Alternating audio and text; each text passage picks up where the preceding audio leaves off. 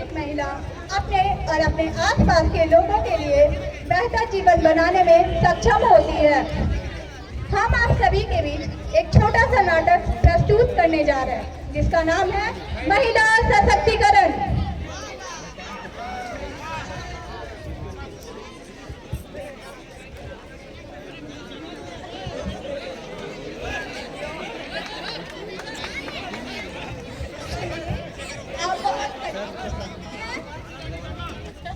परेशान होने की तो बात है ना, एक बेटी का बाप जो हूँ, चमेली के हाथ पीले करने हैं।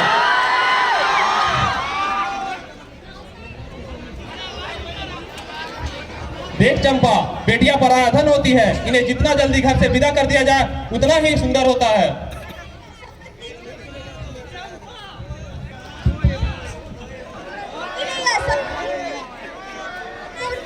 नहीं, अब इसका ब्याह होके रहेगा। इसकी कल से साड़ी पढ़ाई लिखाई बंद।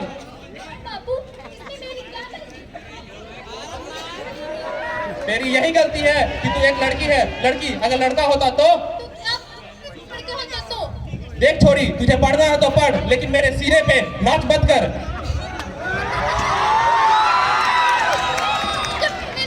ए छोरी, ज्यादा जवान ना चला, मैं तो तेरी जवान खींच लूंगा। आज से तेरी सारी पढ़ाई लिखाई बंद।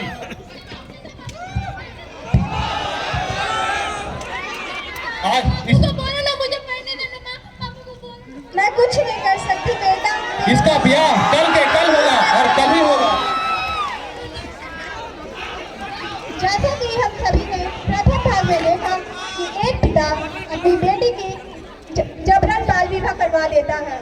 अब हम नाटक के दूसरे भाग में देखेंगे जहां चमेली का शादी चूनालाल से हो चुका है और उनके परिवार को एक बच्चा जुड़ चुका है।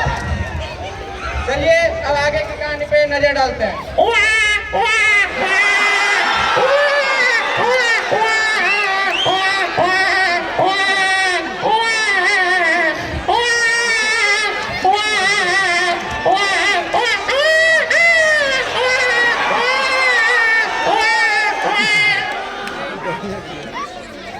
देखिए ना क्या हो गया इसे, सुबह से रोए जा रहा है। दिखाओ, और इसका शरीर तो टफ हो रहा है, इसे तो बुखार है।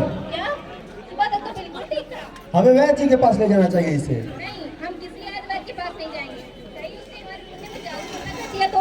गवाना वाली बात मत करो। अगर हम इस मुंडा अभी से हम वैद्य जी के पास नहीं लगे, कुछ हो गया तो क्या करोगे तुम? नहीं, मैं नहीं जाऊंगी। मेरे पास पहाड़ी बाबा का दिया हुआ बूटी है, ठीक हो जाएगा। तुम कब गए बाबा जी के पास? ठीक है, तुम लगाओ, हम खेतों से आते हैं।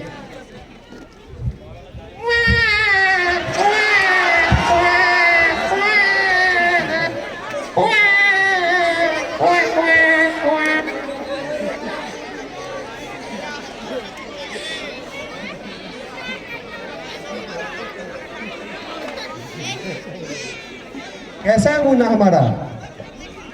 ठीक है, और इसने रोना भी बंद कर दिया है। दिखा। अरे क्या कर दिया तुमने? हमारा मुन्ना अब कभी नहीं उठ पाएगा, इसने अपने शासन तोड़ दी। छोड़ के नहीं जा सकता।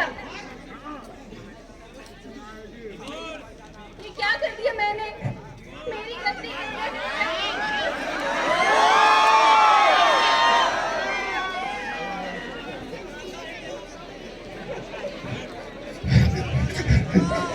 अब रोने से क्या फायदा? अगर तुम पढ़ी लिखी होती तो आज मुन्ना हमारे साथ होता। नहीं, अब मैं अनपढ़ नहीं रहूंगी और मैं भी पढ़ूंगी और एक अच्छी डॉक्टर बनूंगी। अब मैं तुम्हारा साथ दूंगा।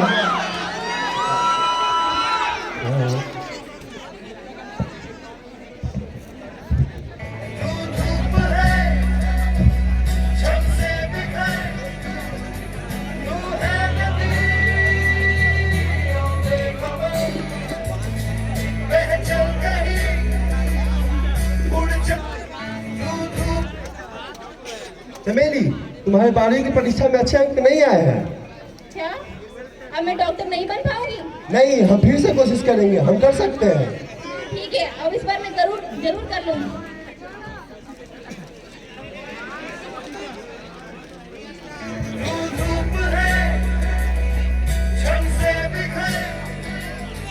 तू है नदी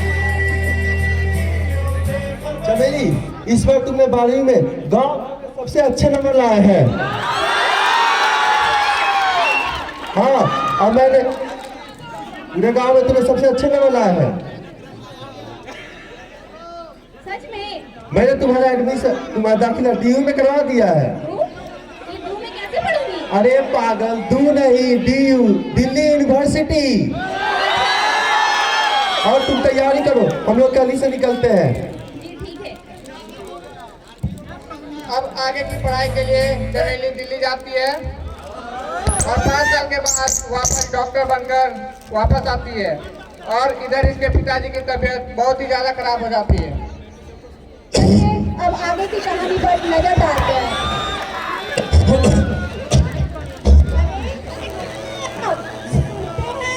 यहाँ हूँ मैं। लगता है आपका तबीयत तो बहुत ज्यादा खराब है। हाँ। मैं आपको हॉस्पिटल लेके जाती हूँ। लेकिन यहाँ आसपास में कहीं अच्छे डॉक्टर ही कहाँ, यहाँ सारे के सारी फर्जी हैं, फर्जी। यही पास के हॉस्पिटल में दिल्ली से डॉक्टर आए हैं। अच्छा, ऐसा है? हाँ, मैं आपको वहाँ लेके चलती, उठिए। चलिए।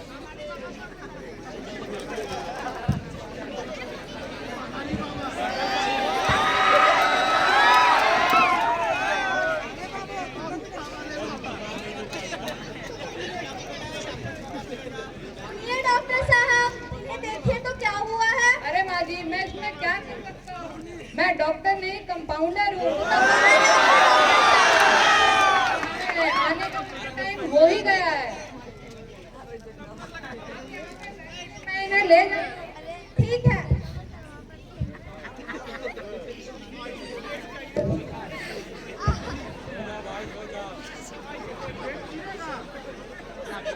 कंपाउंडर, क्या हुआ है? मैडम बहुत ज्यादा ही खराब है। अच्छा,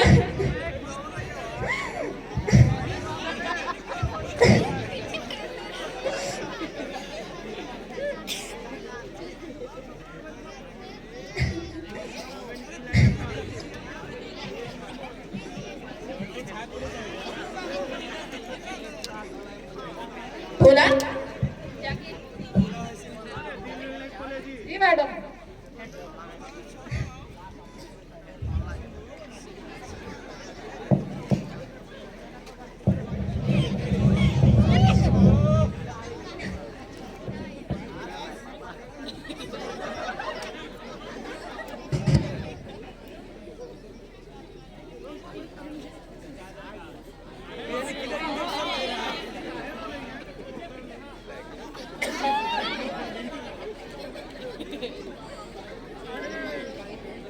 बोला?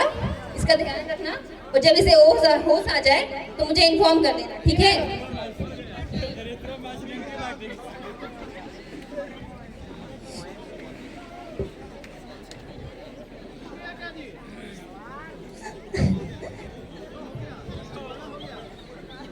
अभी ये कैसे है? अभी तो ये फिलहाल ठीक है। मैडम ने दवाई दे दी है और इन्हें थोड़ा सा आराम करने को बोला है।